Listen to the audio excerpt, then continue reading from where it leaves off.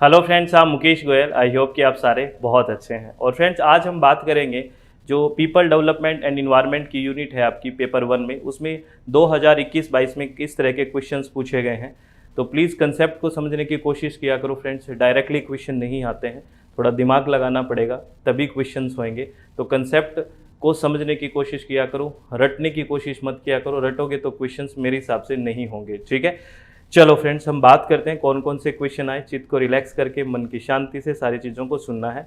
इससे पहले कि हम क्वेश्चंस के बारे में बात करें फ्रेंड्स, आपको एक इन्फॉर्मेशन दे देता हूं। प्ले स्टोर में अपनी ऐप है जिसका नाम है SWMG, success with Mukesh Goyal. SWMG के नाम से है। इसको आप इंस्टॉल करोगे। इंस्टॉल करने के बाद आपको ये इंटरफेस दिखेगा। इसमें आपका नाम, आपका फ़ोन नंबर, आपका ईमेल आईडी और खुद का पासवर्ड आपको क्रिएट करना है। फिर रजिस्टर नाउ पे क्लिक करना है। उसके बाद आपको ये बटन दिखेंगे और कोर्स पे जाके आप पेपर 1 के लिए और पेपर 2 इन्वायरमेंट साइंस के लिए यहाँ पे ज्वाइन कर सकते हैं। पेपर 1 का डिटेल्ड कोर्स भी चल रहा है। जो 3 मंथ और 6 मंथ के लिए नेक्स्ट एग्जाम के लिए ज्वाइन करना चाहते हैं वो भी ज्वाइन कर सकते हैं। और पेपर 2 EVS के लिए भी आप ज्वाइन कर सकते हैं 3 मंथ और 6 मंथ के लिए। ठीक है ना फ्रेंड्स। तो इसमें लाइव सेशन भी होते हैं। अगर आप लाइव सेशन नहीं ज्वाइन कर पाते हैं तो आप रिकॉर्डेड सेशन भी देख सकते हैं। ठीक है। और रेज हैंड का भी ऑप्शन है। आपको कोई डाउट्स होते हैं तो आप रेज हैंड करके कॉल पे आके आप सारी बातें कर सकते हैं। ठीक है। और नोट्स भी मिलेंगे PDF नोट्स में, और लेक्चर रिकॉर्डेड भी रहेंगे। जो आज मान लो लाइव क्लास हुई आपने नहीं देख पाए तो वो रिकॉर्ड रहेगी। तो अगर आप ज्वाइन करना चाहते हैं, अगर आप विलिंग हैं, नेक्स्ट एग्जाम के लिए ज्वाइन करना चाहते हैं, वो भी ज्वाइन कर सकते हैं। एक क्वेश्चन आया, बड़ा अच्छा क्वेश्चन था। कह रहा है which of the following pollutants have adverse implications for human health as well as climate change।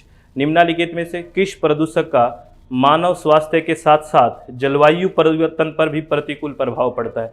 मानव स्वास्थ्य के साथ साथ ऐसे पोल्यूटेंट्स के नाम सेलेक्ट करने हैं जो मानव स्वास्थ्य के साथ साथ किस पे इम्पैक्ट करे, जलवायु परिवर्तन, क्लाइमेट चेंज पे करे। ठीक है। तो अगर मैं इसमें देखूँ फ्रेंड्स, जैसे एलिमिनेशन मेथड से करो, मीथेन है वो क्लाइमेट चेंज तो करता है, as a greenhouse gas है, लेकिन डायरेक्टली इतना ह्यूमन हेल्थ पे इम्पैक्ट नहीं है। तो डी को हम काट देते हैं। ठीक है, एक तो डी कट गया। ठीक है। और पार्टिकुलेट मैटर आएगा ही आएगा, कणीय पदार्थ आएगा ही आएगा, क्योंकि पार्टिकुलेट मैटर है, ये आपको पता है पार्टिकुलेट मैटर है वो हमारी रेस्पिरेटरी जो डिजीज़ होती है, अस्थमा वगैरह भी कर देता है। और इसकी वजह से इन्वायरमेंट में भी, क्लाइमेट चेंज में भी बहुत बड़ा अहम रोल है इसका। ओजोन का भी है, ये तो दोनों लेने ही लेने हैं। ओजोन है स्मोक फॉर्मेशन में। ठीक है। और प्लस हमारी आंखों में इरिटेशन वगैरह भी करता है। तो बी और सी होगा। ठीक है, पक्का होगा। और डी नहीं हो सकता। और ये नाइट्रोजन के ऑक्साइड्स हैं ना, ये इसमें डायरेक्टली इम्पैक्ट देखना बहुत मुश्किल है, क्योंकि कोई डायरेक्टली ह्यूमन हेल्थ के लिए ज़्यादा हानिकारक नहीं है, एडवर्स नहीं है। कोई डायरेक्टली क्लाइमेट चेंज में नहीं करता, वो एयर में थोड़ा बहुत पोल्यूशन करके रुक जाता है, पूरा जलवायु परिवर्तन में नहीं होता। तो नाइट्रोजन ऑक्साइड्स को हम काट सकते हैं यहाँ पे, जो भी नॉक्स वाला पार्ट है। ठीक है। तो इसमें आंसर आएगा बी और सी, राइट आंसर। बड़ा अच्छा क्वेश्चन है, क्योंकि इसमें जो ये नॉक्स वाला जो कंसेप्ट है ये आपको समझना पड़ेगा। नॉक्स ये 7 टाइप के कौन कौन से होते हैं और कौन सा मैक्सिमम निकलता है। तो आप कमेंट बॉक्स में बताइए कि जो नॉक्स होता है इसमें कौन सा जो नाइट्रोजन और ऑक्सीजन का कॉम्बिनेशन है वो मैक्सिमम व्हीकल से निकलता है, आपको ये बताना है। ठीक है। वो डायरेक्टली क्यों इम्पैक्ट नहीं करता, इस बात को भी आपको बताना है। इसका राइट आंसर तो बी और सी होगा। बहुत अच्छा, बहुत शानदार क्वेश्चन है। तो इसका राइट आंसर बी और सी है। ये रहा बी और सी। ठीक है भाई, बी और सी इज द राइट आंसर। ठीक है, आगे चलते हैं। नेक्स्ट क्वेश्चन क्या कह रहा है? नेक्स्ट क्वेश्चन कह रहा है which of the following source of energy is not like the source of solar power. है ना, सौर ऊर्जा की तरह कौन सा नहीं है, बताओ भाई। टाइडल पावर है, रिन्यूएबल है। विंड पावर भी रिन्यूएबल है। हाइड्रो पावर भी रिन्यूएबल है। कोल नहीं है भाई, कोल है वो नॉन रिन्यूएबल है, आपको पता है। तो इसका आंसर कौन सा चला जाएगा? इसका आंसर सी चला जाएगा। तो बहुत ईजी क्वेश्चन है। ठीक है ना, क्योंकि सोलर पावर भी रिन्यूएबल एनर्जी रिसोर्स है, टाइडल भी है, विंड पावर भी है, हाइड्रो पावर भी है, कोल है वो नॉन रिन्यूएबल है। तो ये आ गया इसका राइट आंसर। थर्ड इसका राइट आंसर आ गया। ठीक है, चलो आगे क्या कहता है। आगे क्वेश्चन कह रहा है which among the following goals adopted by UN member states in 2015 is related to SDGs 4 Sustainable Development Goal 4 में कौन सा है? 4 नंबर पे सस्टेनेबल डेवलपमेंट गोल टोटल कितना है? 17 है, आपको पता है। इनको 2030 तक अचीव करना है, ये भी आपको पता है। 4 नंबर पे कौन सा है ये पूछ रहा है, सीधे से बात ये है। तो 4 नंबर पे क्वालिटी एजुकेशन की बात है, सीधी सी बात है। ये तो आपको सीक्वेंस में याद करना पड़ेगा, ये तो याद करने वाली बात है। गुणवत्तापूर्ण शिक्षा की बात करता है 4 नंबर पे जो सस्टेनेबल डेवलपमेंट गोल। 17 को सीक्वेंस में याद करना है। ऐसे ही मिलेनियम डेवलपमेंट गोल्स जो हैं 8 है, उनको भी सीक्वेंस में याद करना है। प्लीज ये याद कर लेना, ठीक है। तो सस्टेनेबल डेवलपमेंट गोल 4 नंबर पे का है, क्वालिटी एजुकेशन है, गुणवत्तापूर्ण शिक्षा की बात करता है, ठीक है। चलो बहुत बढ़िया। नेक्स्ट क्वेश्चन क्या कहता है, which of the following is an ozone depleting substance. निम्नलिखित में से कौन सा एक ओजोन क्षयकारी पदार्थ है, कौन सा है जो जिसकी वजह से ओजोन डिप्लीट होती है। देखो भी, जहां पे आपको क्लोराइड मिल गया ना, मिथाइल क्लोराइड, क्लोराइड के पास आपको पता है फ्री रेडिकल होते हैं, और फ्री रेडिकल इसके पास होगा तो ये ओजोन को डिप्लीट करेगा, ओजोन परत का क्षरण करेगा। तो इसका बड़ा अच्छा क्वेश्चन है ये, मिथाइल क्लोराइड। जैसे आप CFC पढ़ते हो, क्लोरोफ्लोरोकार्बन आ रहा है ना यहाँ पे, वैसे ही जहाँ क्लोराइड का आ गया तो सीधी सी बात है वहाँ पे फ्री रेडिकल होंगे, और फ्री रेडिकल होगा तो वो ओजोन डिप्लीट करेगा। तो इसका second option is the right answer, methyl chloride, ठीक है। चलो भी, जैसे डायरेक्ट कुछ भी नहीं होता, सीधा सीधा कुछ भी नहीं होता है, तो थोड़ा सा सोचना पड़ेगा आपको, ठीक है। ये क्वेश्चन क्या कहता है, काफी अच्छा क्वेश्चन है ये भी। ये कह रहा है which of the following natural hazard is characterised by progressive occurrence and multi casualty. निम्नलिखित में से कौन सा प्राकृतिक खतरा, प्रगतिशील घटना और बहु कार्यात्मकता की विशेषता है। कौन सा ऐसा खतरा है, नाम से ही लग रहा है आपको, जो एक तरह से प्रोग्रेसिव है और मल्टी कैजुअलिटी वाला है। कौन सा शब्द है, एपिडेमिक। इसका नाम तो बहुत सुना होगा, महामारी, ठीक है ना, महामारी। ऐसा प्राकृतिक खतरा जो प्रगतिशील घटना और बहु कार्यात्मकता की विशेषता है इसकी, मल्टी कैजुअलिटी, एपिडेमिक। ये शब्द सुने होंगे आपके, कुछ शब्द मैं आपको बता देता हूँ फ्रेंड्स, कुछ शब्द आपको मैं बता देता हूँ। जैसे एक शब्द है एपिडेमिक। एपिडेमिक शब्द किस लिए यूज होता है, महामारी। Is epidemic is a disease that affect a large number of people with in a community, population और रीजन। एपिडेमिक क्या होता है, एक ऐसी बीमारी है जो बड़ी संख्या में लोगों को प्रभावित करता है, किसी समुदाय में, किसी विशेष जनसंख्या में या किसी विशेष क्षेत्र में, उसको कहते हैं एपिडेमिक। और एक पेंडेमिक शब्द भी बहुत आया था आपकी बार, देखा होगा पेंडेमिक, कोविड के टाइम। पेंडेमिक है, ये इज एन एपिडेमिक है, ये है तो epidemic that is spread over multiple countries और कॉन्टिनेंट्स। ऐसा एपिडेमिक जो बहुत ज़्यादा देशों में फैल जाए या फिर एक कॉन्टिनेंट्स में फैल जाए, है ना, तो उसको बोलते हैं पेंडेमिक आ गया है कि, ठीक है, ध्यान रखना। यानी ये है तो एपिडेमिक ही, पेंडेमिक ही, लेकिन ये ब्रॉड एरिया में चला जाता है, वो बहुत सारे देशों में फैल जाएगा, कॉन्टिनेंट्स में फैल जाएगा, ठीक है, ये पेंडेमिक होता है। तो इन सब, एक होता है आउटब्रेक। एक आउटब्रेक शब्द सुना होगा ना, आउटब्रेक ऐसा है कि कुछ अभी तो कुछ लोगों में है, अगर इसको कंट्रोल नहीं किया तो पूरा फैल जाएगा ये, दिस इज द आउटब्रेक, ठीक है ना। और वो एपिडेमिक हो सकता है, तो ये ध्यान रखना, ये तीनों टर्म याद रखना प्लीज, एपिडेमिक, पेंडेमिक और आउटब्रेक। तो एपिडेमिक क्या होता है, एपिडेमिक होता है कि एक लार्ज नंबर पॉपुलेशन में है, वो किसी विशेष समुदाय में हो गया, किसी विशेष क्षेत्र में हो गया। लेकिन वो पेंडेमिक कब बन जाएगा, जब वो एपिडेमिक बहुत सारी कंट्रीज में फैल जाए, कॉन्टिनेंट्स में फैल जाए, तो वो पेंडेमिक हो जाएगा। और आउटब्रेक क्या होता है, अभी वो कुछ लोगों में अगर कंट्रोल नहीं किया गया तो वो आउटब्रेक हो सकता है, वो बहुत ज़्यादा फैल सकता है, ठीक है, वो होता है आउटब्रेक, ठीक है। अगर उसको जल्दी से कंट्रोल नहीं किया गया, if it is not quickly control, N outbreak can become a epidemic, वो एपिडेमिक हो जाएगा अगर जल्दी से कंट्रोल नहीं किया तो। चलो आगे बात करते हैं। आगे है, ये एक एब्रीवेशन दिया हुआ है NMSHE, इसका फुल फॉर्म पूछा है, ठीक है ना। In the context of the climate action plan of government of India, जो गवर्नमेंट ऑफ इंडिया का क्लाइमेट एक्शन प्लान है उसके अंदर NMSHE का क्या मतलब है, national mission on sustaining Himalaya ecosystem. याद रखना, ये national mission on sustaining Himalayan ecosystem, हिमालयी पारिस्थितिकी तंत्र को बनाए रखने पर राष्ट्रीय मिशन, ये सीधा सीधा इसकी फुल फॉर्म आई थी, ये आपको याद करनी है, ठीक है। तो देखो कितनी गहराई से चीज़ें पूछी जाती है फ्रेंड्स, तो थोड़ा सा आराम से, चित्त को शांत करके, मन को रिलैक्स करके, चीज़ों को रटो मत, चीज़ों को समझो कि कौन क्या कहना चाहता है। हमें तो क्वेश्चन समझ नहीं आता, पहली बात है ये, है ना। आंसर पहले देखने की कोशिश करते हैं, क्वेश्चन समझते नहीं है, जल्दबाजी करते हैं हम लोग, और इतनी जल्दबाजी करेंगे तो दिक्कत हो जाएगी। बात समझ रहे हो ना फ्रेंड्स। तो प्लीज़ बी रिलैक्स और शांति से चीज़ों को समझने की कोशिश किया करो।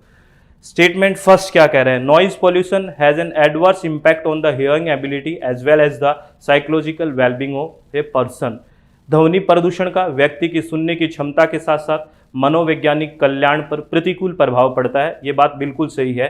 नॉइज पोल्यूशन है तो प्रतिकूल प्रभाव तो पड़ेगा ही पड़ेगा, एडवर्स इम्पैक्ट पड़ेगा ही पड़ेगा। Human perception of noise level is linear, ना ना ना, शोर के स्तर की मानवीय धारणा रेखिक है, रेखिक नहीं है, क्योंकि हमारा जो ईयर है वो बहुत एक रेंज को सुनता है, ठीक है, वो एक रेखिक नहीं है, ठीक है, लीनियर नहीं है, इस बात को ध्यान रखना।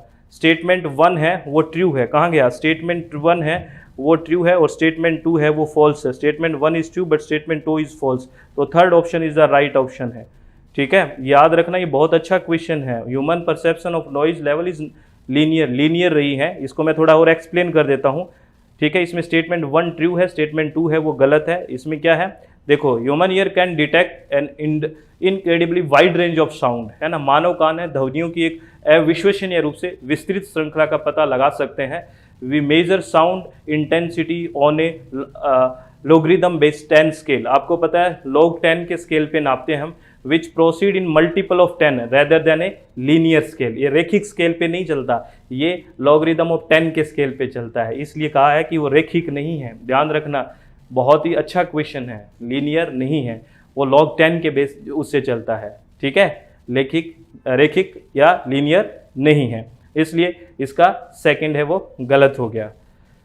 नेक्स्ट क्वेश्चन क्या कहता है, नेक्स्ट क्वेश्चन कहता है which of the following is most effectively promoted by globalisations among the societies, निम्नलिखित में से किसको समाजों के बीच वैश्वीकरण द्वारा सबसे अधिक प्रभावी ढंग से बढ़ावा दिया जाता है। ग्लोबलाइजेशन वाली बात कौन कर रहा है ये देख लो आप, है ना, बिल्कुल वैश्वीकरण की बात कौन सा कर रहा है, मोनोकल्चर नहीं, वो तो एक ही कल्चर की बात कर रहा है, मल्टीकल्चरल, वेरी गुड, मल्टीकल्चर की बात हो रही है, ग्लोबलाइजेशन की बात हो रही है, बहुसांस्कृतिक मूल्य, ये कितना अच्छा शब्द है, ग्लोबलाइजेशन के साथ मैच कर लो, रीजनलाइजेशन नहीं होगा, सेल्फ सेंट्रल नहीं होगा, ये तो क्षेत्रीयकरण, आत्म केंद्रिता, ये तो सब खुद पे सेल्फ पे हो गई ना, ग्लोबलाइजेशन पे नहीं हुई, ग्लोबलाइजेशन पे तो क्या हुई है, मल्टी कल्चरल वैल्यू, अलग अलग संस्कृतियों की वैल्यू करना, ये ग्लोबलाइजेशन की बात है, ठीक है। चलो बहुत बढ़िया, नेक्स्ट क्या कहता है, ये फैक्चुअल इंफॉर्मेशन है, ये याद रखना है, which percentage of India's land is vulnerable to earthquake, Bharat की कितनी प्रतिशत भूमि भूकंप की चपेट में है, लगभग 57% है, 58 पॉइंट समथिंग लिखते हैं कई जगह, तो ये लगभग 57% है जो भारत की भूमि है वो भूकंप की चपेट में है, देख लो भाई, ठीक है, भूकंप की चपेट में इतनी भूमि, इतना प्रतिशत, ठीक है। चलो, भारत का क्षेत्रफल कितना है बता देना भी कमेंट बॉक्स में, कितना एरिया है भारत का ये भी बता दो, चलो बताओगे ना, क्योंकि ऐसी बातें पूछते हैं तो क्या पता ऐसी फैक्चुअल इंफॉर्मेशन भी पूछ ले, तो बता देना।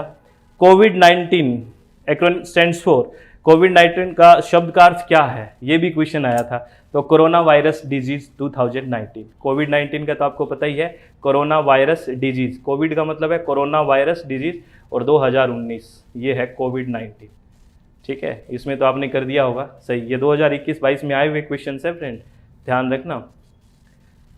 आगे क्या कह रहा है, असर्शन रीजनिंग का क्वेश्चन क्या कहता है, ये कहता है mankind's interaction with earth has led to highly complex and diverse ecosystem to an increasingly degraded environment, कह रहे पृथ्वी के साथ मानव जाति की, पृथ्वी के साथ मानव जाति की अंतःक्रिया से ने एक अत्यधिक जटिल और विविध पारिस्थितिकी तंत्र को तेजी से बिगड़ते पर्यावरण के लिए प्रेरित किया है। हमने तो किया ही है, बहुत मैनकाइंड ने आके तरह तरह की चीज़ें कर रहे हैं, हम इसको छेड़छाड़ कर रहे हैं, तो जो एक कॉम्प्लेक्स चलता आ रहा था, एक विविध पारिस्थितिकी तंत्र चला आ रहा था, उसको हमने बिगाड़ने के लिए पूरा प्रेरित किया है, ये बात तो बिल्कुल ठीक है। क्यों प्रेरित किया है, क्योंकि many of the changes taking place in earth environment are irreversible, क्योंकि जितने भी ये चेंज हम हो रहे हैं, बहुत सारे जो चेंज है वो अपरिवर्तनीय है, एक बार हो गए ना ये परिवर्तन तो रिवर्स बैक गियर नहीं लगेगा, यहाँ पे दिक्कत हो गई रहेगी, तो ये बिल्कुल सही बात है, क्योंकि पृथ्वी के जो पर्यावरण में हो रहे अनेक परिवर्तन है वो अपरिवर्तनीय है, वापिस इरिवर्सिबल है, तो ये बिल्कुल सही बात कह रहा है। इतने पारिस्थितिकी तंत्र को हम प्रेरित कर रहे हैं, क्यों प्रेरित कर रहे हैं भाई, एक बार ये हो गया तो दिक्कत कर देगा, क्योंकि ये इरिवर्सिबल है, वापिस नहीं होने वाला, ठीक है, तो ए भी ठीक है, आर भी ठीक है और करेक्ट एक्सप्लेनेशन है। बड़े ऐसे से ध्यान रखा करो, इन क्वेश्चंस को पूछने का मकसद है कुछ सचेत भी कर रहे हैं आपको, देख लो क्या क्या हो रहा है पर्यावरण में प्लीज, ठीक है। आगे कह रहा है there has to be an integrated approach to achieve the target of sustainable development गोल।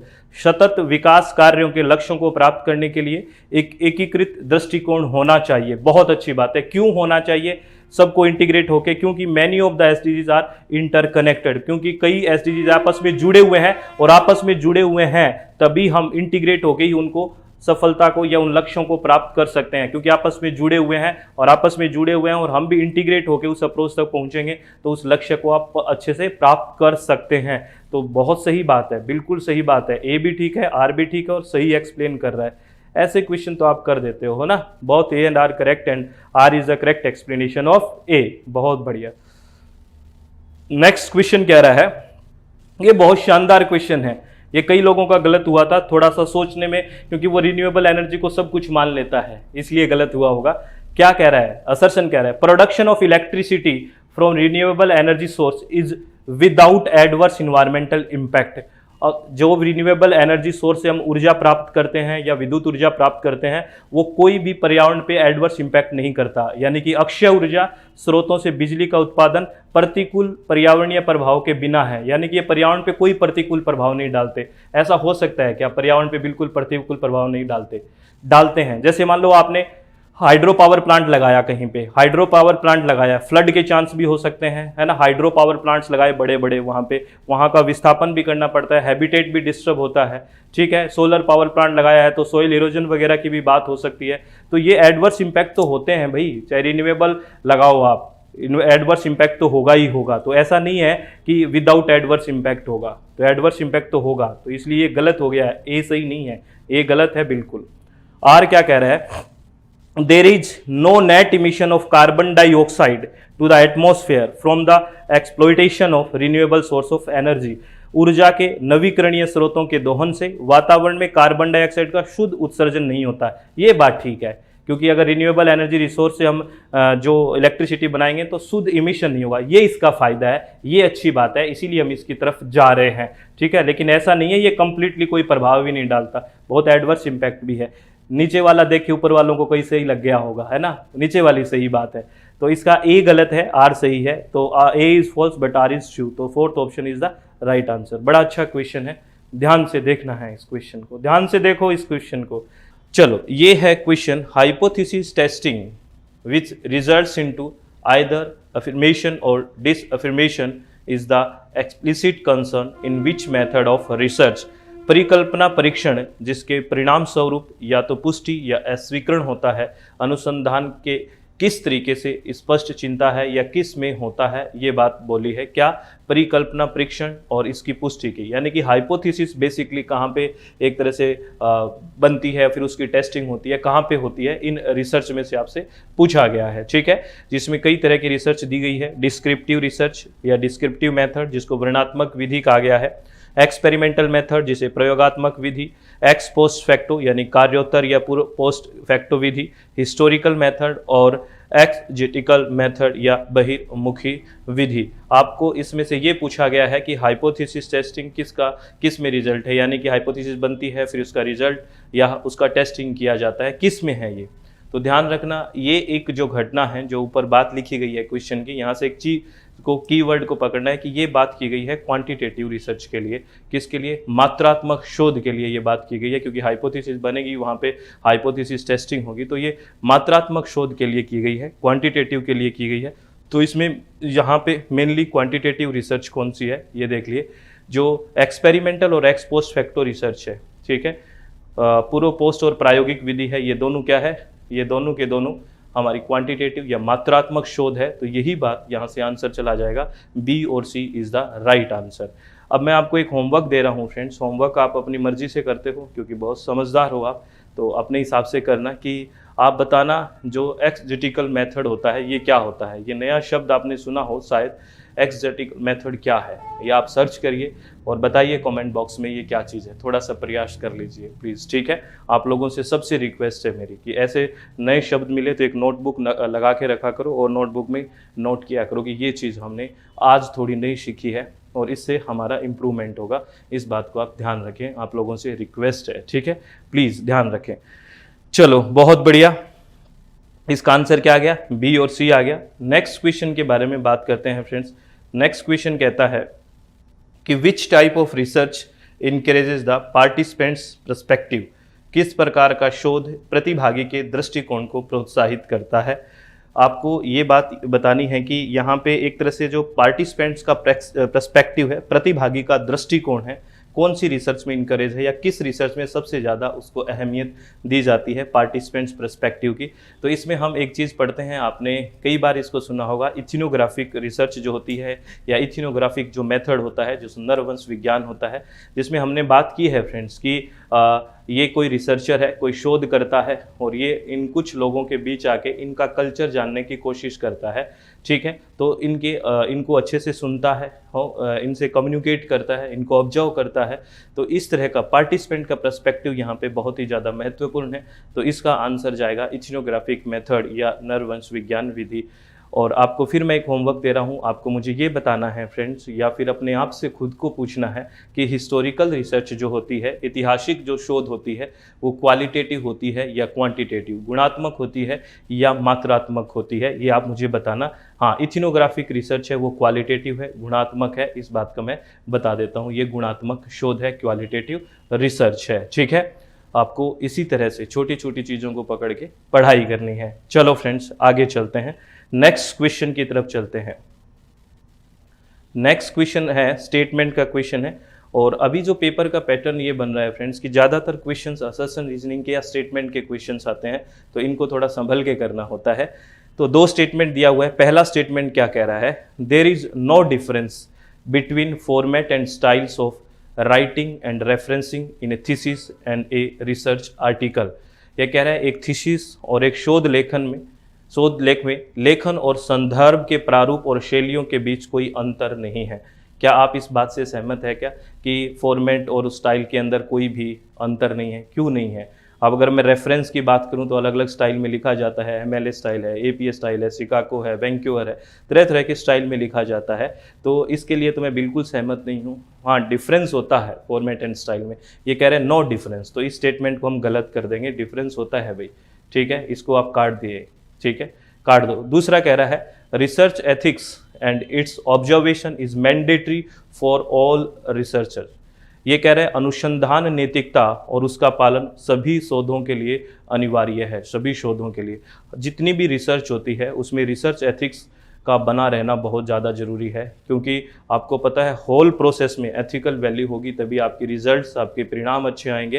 क्योंकि आप शोध कर रहे हो तो एक तरह से सोसाइटी के लिए काम है, तो यहाँ पे हर एक स्टेज पे एथिकल वैल्यू बनी होनी चाहिए। जैसे आप डाटा कलेक्शन करो, डाटा एनालिसिस करो, रिपोर्टिंग करो, हाइपोथेसिस टेस्टिंग करो, ये होल प्रोसेस में, पूरी प्रोसेस में किसी को हार्म नहीं करना, ये सारी चीज़ें आपके पूरे प्रोसेस में चलनी चाहिए।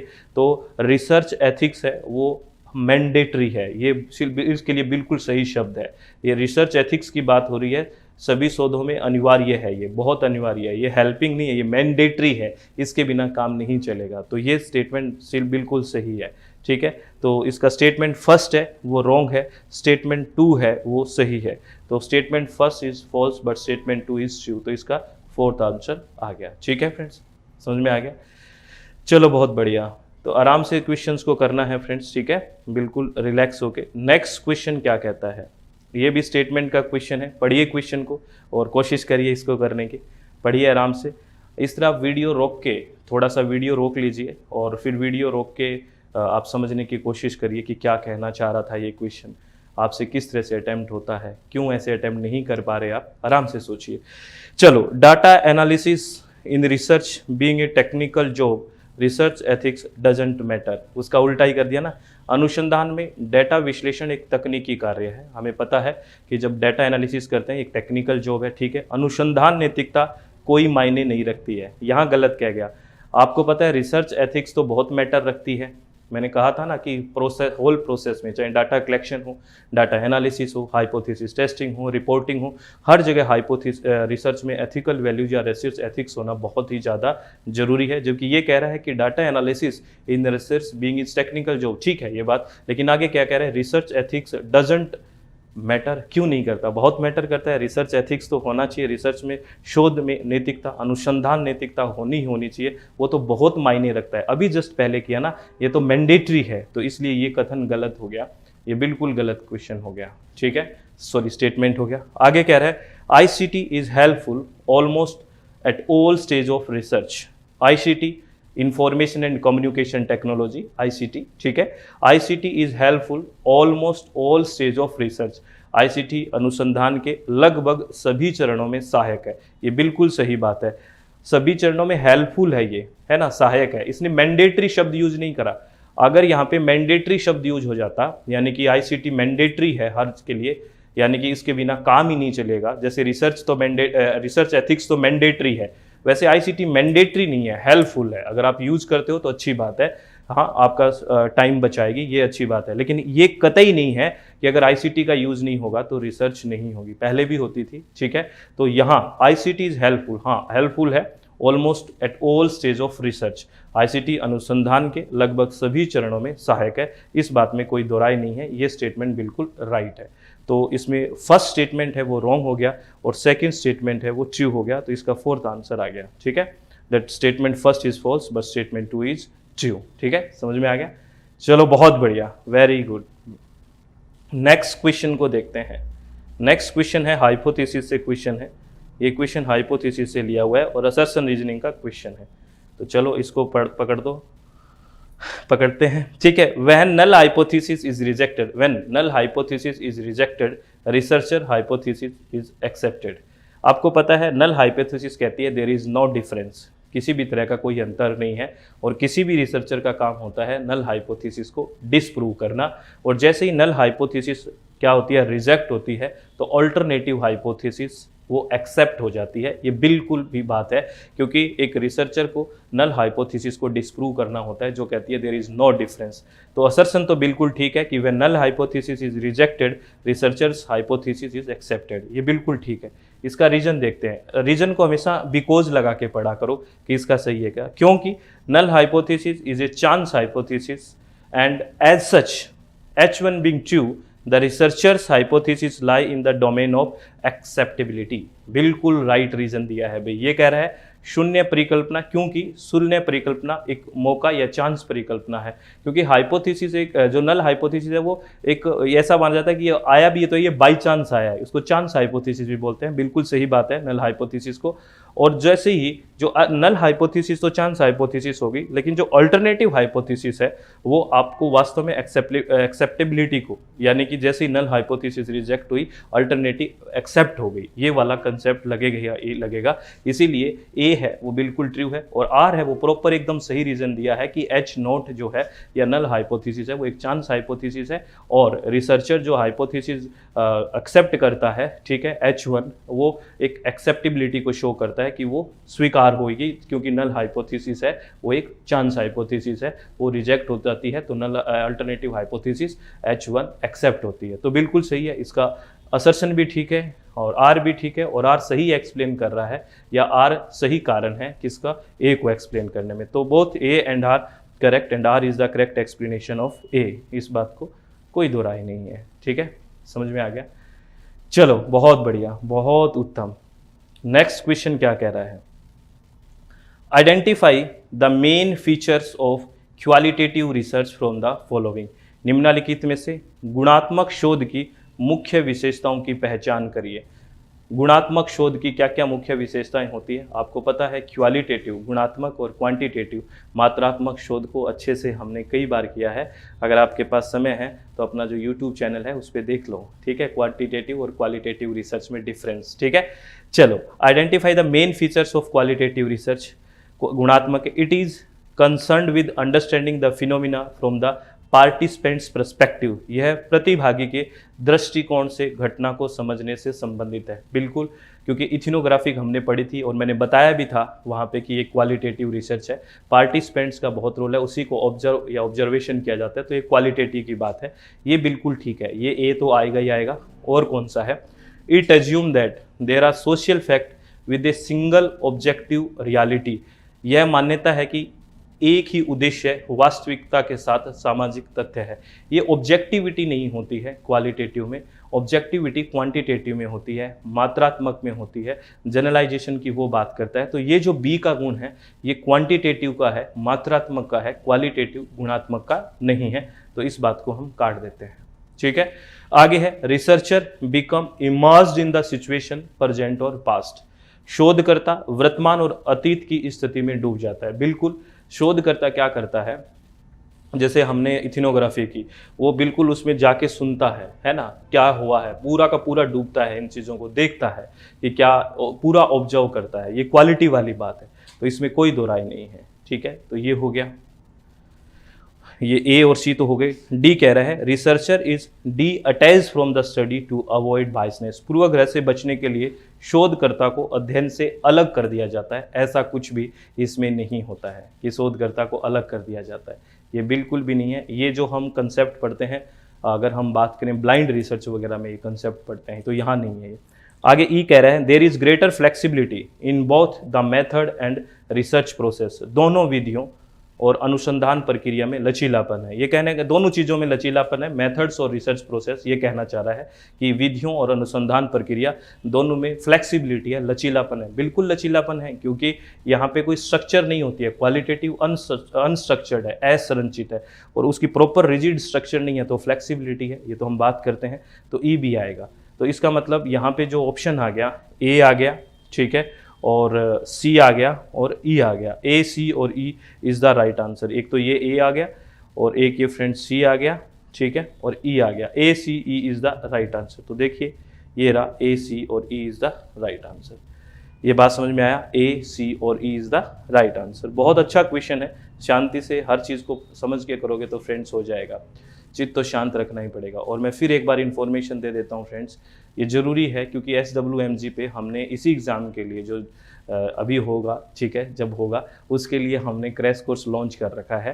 तो वो लाइव होता है, और जो लाइव नहीं देख पाता है वो रिकॉर्डेड सेशन भी देख सकता है। अगर विलिंग है तो हमारी ऐप पे जाके SWMG पे इनरोल कर सकता है। लेकिन मैं एक टेस्ट सीरीज़ भी है, पेपर 2 इन्वायरमेंट साइंस भी है। लेकिन मैं एक रिक्वेस्ट पक्का करूँगा फ्रेंड्स कि कोई जिसको क्वांटिटी चाहिए, मात्राएं चाहिए कि ये होना चाहिए, वो होना चाहिए, वो इस ऐप को ज्वाइन ना करें। जिसको सिर्फ क्वालिटी चाहिए, जिसका चित्त रिलैक्स है, मन शांत है, वो इस ऐप को प्लीज़ ज्वाइन कर ले, वरना ना करें, ठीक है, प्लीज़। हाँ, आगे नेक्स्ट क्वेश्चन क्या कह रहा है। नेक्स्ट कह रहा है creating purpose statements, research question and hypotheses that are narrow and measurable would mark the characteristics feature of which research type। उद्देश्य कथन, शोध प्रश्न और परिकल्पना जो संकीर्ण और मापने योग्य है, किस शोध प्रकार की विशिष्ट विशेषताओं को चिन्हित करेगा। आप बताइए भाई, ये किसकी बात है कि मापने योग्य है, मेजरेबल है, यानी कि डाटा आपके पास नंबर्स में है, और ये बात सीधा का सीधा क्वांटिटेटिव की, मात्रात्मक की कर रहा है। तो आप बता दीजिए मात्रात्मक रिसर्च कौन सी है। एक्सपेरिमेंटल रिसर्च है, वो मात्रात्मक शोध है। अरे ये तो आपने पढ़ाई है, पर रिसर्च प्रायोगिक नैरेटिव में स्टोरी टेलिंग हो गया। इथिनोग्राफी अभी पढ़ा था, निर्जातीय वाला कल्चर की बात। ग्राउंड थ्योरी सेचुरेशन होता है कि बेस को लेके हम डाटा कलेक्शन वगैरह करके थ्योरी में सेचुरेशन करता है। तो ये सब क्वालिटी की बात करता है। एक्सपेरिमेंटल रिसर्च क्वांटिटी की बात करते हैं, मात्रात्मक में जिसमें वेरिएबल्स के बीच रिलेशन वगैरह बनाया जाता है। ये तो सारी बातें होती हैं, ठीक है। चलो, बहुत बढ़िया। तो ये सारी बातें आपको ध्यान रखनी है फ्रेंड्स, और सारी बातों के साथ, इन क्वेश्चंस के साथ साथ एक चीज़ तो बहुत ही ज़रूरी है जो आपको याद रखनी है, वो ये, अपने चित्त को हमेशा रिलैक्स रखना है, मन को हमेशा शांत रखना है, ठीक है।